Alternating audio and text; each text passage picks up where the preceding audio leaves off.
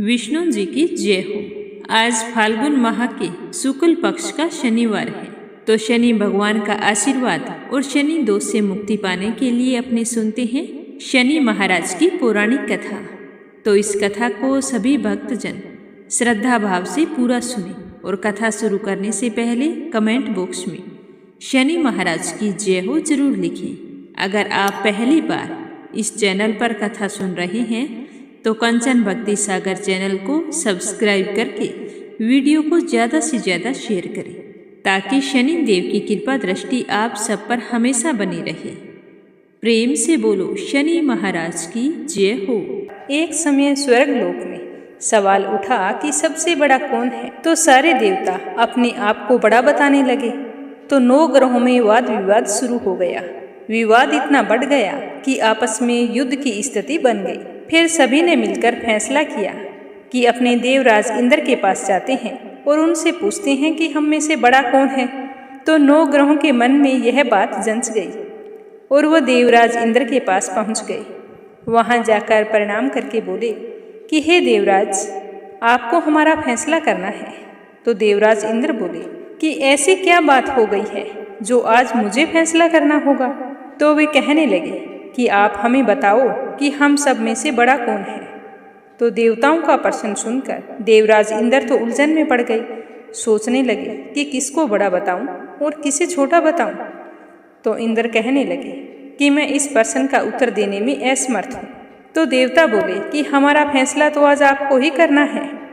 तो देवराज इंद्र ने कहा कि हम सभी मिलकर पृथ्वी लोक में उज्जैनी नगरी में राजा विक्रमादित्य के पास चलते हैं, वही बता सकते हैं कि तुम में से बड़ा कौन है।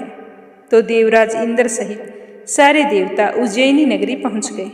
जैसे ही महल में पहुंचे तो विक्रमादित्य ने उनका खूब आदर सत्कार किया और पूछा कि आज आपका आना कैसे हुआ।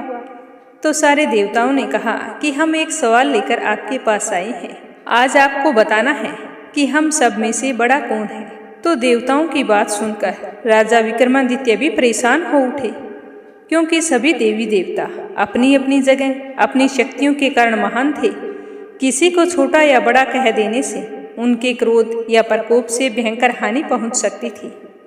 तो राजा विक्रमादित्य सोचते सोचते उन्हें एक उपाय सूझा। तो उन्होंने विभिन्न धातुओं के सोने, चांदी, कांसा, तांबा, सीसा, रांगा, जस्ता, अब्रक व लोहे के 9 आसन बनवा लिए। धातुओं के गुणों के अनुसार सभी आसनों को सभी के पीछे रखवाकर उनसे कहा कि अपने अपने आसन ग्रहण करो। तो जैसे ही देवता अपने अपने आसनों पर बैठे तो राजा विक्रमादित्य ने कहा कि आपका निर्णय तो स्वयं हो गया है। जो सबसे पहले सिंहासन पर विराजमान है वही सबसे बड़ा है। तो राजा विक्रमादित्य के निर्णय को सुनकर शनि देवता ने सबसे पीछे आसन पर बैठने के कारण अपने आप को छोटा जानकर क्रोधित हो गए और राजा से कहने लगे कि राजा विक्रमादित्य, तुमने मुझे पीछे बैठाकर मेरा अपमान किया है। तुम मेरी शक्तियों से परिचित नहीं हो। मैं तुम्हारा सर्वनाश कर दूंगा। मैं अपने अपमान का बदला जरूर लूंगा। यह कहते हुए शनि देव ने कहा कि सूर्य एक राशि पर 1 महीने, चंद्रमा 2.25 दिन, मंगल 1.5 महीने, बुध और शुक्र 1 महीने, बृहस्पति 13 महीने रहता है, लेकिन मैं किसी की राशि पर 7.5 वर्ष तक रहता हूँ। बड़े बड़े देवताओं को मैंने अपने प्रकोप से पीड़ित किया है। राम को भी 7.5 के कारण ही वन में जाकर रहना पड़ा था और रावण को 7.5 के कारण ही युद्ध में मृत्यु का शिकार बनना पड़ा। अब तुम भी मेरे प्रकोप से बच नहीं सकता। इसके बाद अन्य ग्रहों के देवता तो प्रसन्नता के साथ चले गए, परंतु शनि देव बड़े ही क्रोध के साथ वहां से चल पड़े। राजा विक्रमादित्य पहले की तरह ही न्याय करते रहे। उनके राज्य में सारे स्त्री पुरुष बड़े ही आनंद से जीवन यापन कर रहे थे। ऐसे ही हंसी खुशी दिन बीत रहे थे। राजा विक्रमादित्य सब कुछ भूल चुके थे, लेकिन शनि देव अपने अपमान को नहीं भूले थे। विक्रमादित्य से बदला लेने के लिए एक दिन शनि देव ने घोड़े के व्यापारी का रूप धारण किया और बहुत से घोड़ों के साथ उज्जैनी नगरी पहुंच गए। जब राजा विक्रमादित्य ने राज्य में किसी घोड़े के व्यापारी के आने का समाचार सुना तो वे अपने अश्वपाल को कुछ घोड़े खरीद लाने के लिए वहां पर भेज दिया। घोड़े बहुत कीमती थे आसवपाल ने वापिस आकर राजा को इसके बारे में बताया तो राजा विक्रमादित्य ने स्वयं जाकर एक सुंदर व शक्तिशाली घोड़े को पसंद किया। घोड़े की चाल देखने के लिए राजा जैसे ही उस पर सवार हुए तो वह घोड़ा बिजली की गति से दौड़ पड़ा और तेजी से दौड़ता हुआ राजा को एक दूर घने जंगल में ले गया और घने जंगल में राजा को गिराकर घोड़ा वहां से गायब हो गया। राजा अपने नगर को लौटने के लिए जंगल में भटकने लगे, लेकिन उन्हें लौटने का कोई रास्ता नजर नहीं आ रहा था। राजा को भूख प्यास लग गई। घूमते घूमते उन्हें एक ग्वालिया मिला तो राजा ने उसे पानी मांगा। पानी पीकर राजा ने उस चरवाहे को अपनी अंगूठी दे दी। फिर उसे रास्ता पूछकर जंगल से बाहर निकलकर पासी के नगर में पहुंच गए। नगर में पहुंचते ही सबसे पहले एक सेठ की दुकान थी। वहां पर बैठकर कुछ देर आराम किया। उस सेठ ने राजा से बातचीत की तो राजा ने उसे बताया कि मैं उज्जैनी नगरी से आया हूँ। राजा के कुछ देर दुकान पर बैठने से सेठ जी की खूब बिक्री हुई तो सेठ जी सोचने लगा कि राजा तो बहुत भाग्यवान है। यह सोचकर वह बहुत ही खुश हुआ और राजा को अपने घर भोजन के लिए ले गया। सेठ के घर जाकर राजा जैसे ही भोजन कर रहा था तो उसी कमरे में एक सोने का हार खूंटी पर लटका हुआ था। राजा को उस कमरे में छोड़कर सेठ कुछ देर के लिए बाहर चला गया। तभी एक आश्चर्यजनक घटना घटी। राजा के देखते ही देखते सोने के उस हार को खूंटी निगल गई तो राजा यह देखकर बहुत ही हैरान था। थोड़ी देर बाद में सेठ जी कमरे में लौट कर आया तो हार को गायब देखा तो सोचने लगा कि इसी आदमी ने हमारे हार को चुराया है, क्योंकि उस समय कमरे में और कोई नहीं था। तो सेठ ने अपने नौकरों से कहा कि इस परदेसी को रस्सियों से बांधकर नगर के राजा के पास ले चलो। तो सेठ के नौकर उसे बांधकर राजा के पास ले गए। राजा ने विक्रमादित्य से हार के बारे में पूछा तो विक्रमादित्य ने कहा कि मेरे देखते ही देखते खूंटी हार निगल गई। तो ऐसी बात सुनकर राजा को गुस्सा आ गया कि बिना हुई बात करते हुए तुम्हें शर्म नहीं आती। तो इस तरह राजा ने विक्रमादित्य के हाथ पांव काटने के आदेश दे दिए। तो राजा विक्रमादित्य के हाथ पांव काटकर नगर की सड़क पर छोड़ दिया। राजा विक्रमादित्य बेचारा अपने भाग्य को कोसता हुआ वहीं पर पड़ा रहा। कुछ दिन बाद में वहां से एक तेली गुजर रहा था तो उसने सोचा कि ये यहाँ पर यूं ही पड़ा है, अपने घर ले जाता हूँ, खाने के लिए दे दूंगा और कोलू पर बैठा दूंगा। कम से कम बैलों को तो हाँकता रहेगा, तब तक मैं दूसरा काम कर लूँगा। तो वह राजा को उठाकर अपने घर ले गया और कोल्हू पर ले जाकर बैठा दिया। अब राजा तो आवाज़ देकर बैलों को हाँकता रहता। इस तरह तेली का बेल भी चलता रहा और राजा को भोजन भी मिल जाता। ऐसे ही समय बीतता गया। फिर शनि के प्रकोप की 7.5 पूरी हुई तो वर्षा ऋतु आरंभ हो गई। एक दिन विक्रमादित्य एक रात को मेघ मल्हार गा रहा था कि तभी नगर के राजा की लड़की राजकुमारी मोहिनी रथ पर सवार होकर उस तेली के घर के पास से गुजर रही थी। तो उसने जब मेघ मल्हार सुना तो उसे बहुत ही अच्छा लगा और दासी को भेजकर गाने वाले को बुला लाने को कहा। तो दासी ने लौटकर राजकुमारी को बताया कि वह तो अपंग आदमी है। राजकुमारी तो उस पर मोहित हो गई थी।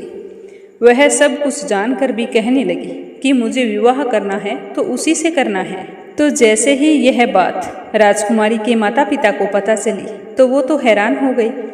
रानी ने मोहिनी को समझाया कि बेटी, तेरे भाग्य में किसी को राजा की रानी होना लिखा है, फिर तू उस अपंग से विवाह करके अपने पाँव पर कुल्हाड़ी क्यों मार रही है। तो राजकुमारी ने अपनी जिद नहीं छोड़ी। वह अपनी जिद पूरी कराने के लिए भोजन करना छोड़ दिया और अपने प्राण त्यागने का निश्चय कर लिया। तो अपनी बेटी को इतना परेशान देखकर उसके माँ बाप झुक गए और कहने लगे कि तुम भोजन कर लो, हम तुम्हारा विवाह उसी अपंग आदमी विक्रमादित्य के साथ कर देंगे। तो यह सुनकर मोहिनी बहुत ही खुश हुई। राजा ने अपने वचन अनुसार विक्रमादित्य और मोहिनी का विवाह करवा दिया।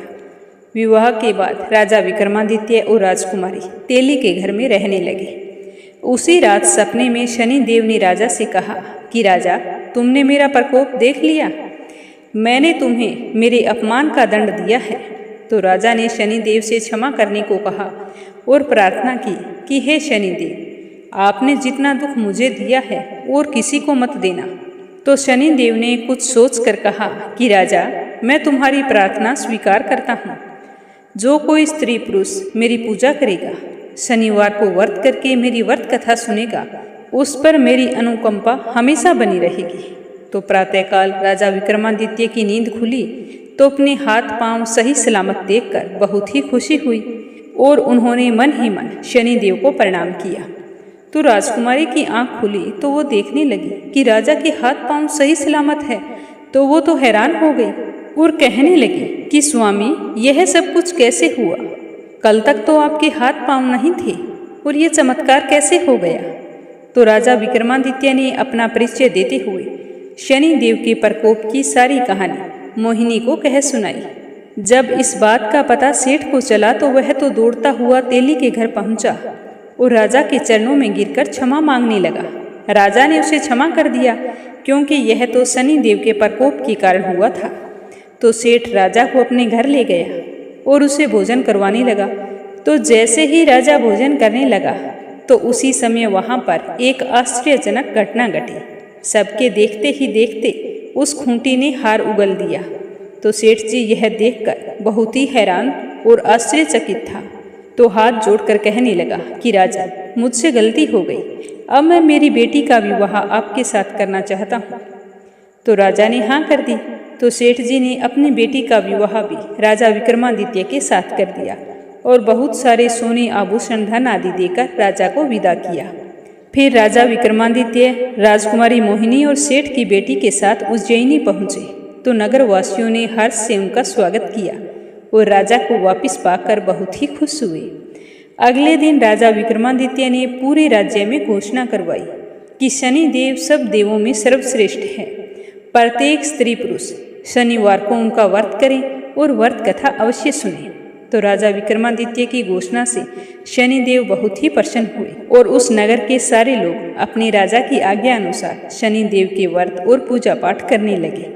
तो शनिदेव की कृपा से सभी लोगों की मनोकामनाएं पूरी होने लगी और सारे लोग आनंद पूर्वक रहने लगे। इस कथा को शनिवार के दिन व्रत रखकर अवश्य सुनना चाहिए। इससे शनिदेव का प्रकोप कम होकर जीवन में सुख सौभाग्य और अन्न धन का वास होता है।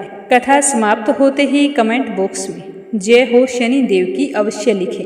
अगर आपको कंचन भक्ति सागर चैनल पर कथाएं सुनना अच्छा लगता है तो इस चैनल को सब्सक्राइब जरूर करें और वीडियो को ज़्यादा से ज़्यादा शेयर करें। आप सभी का बहुत बहुत धन्यवाद।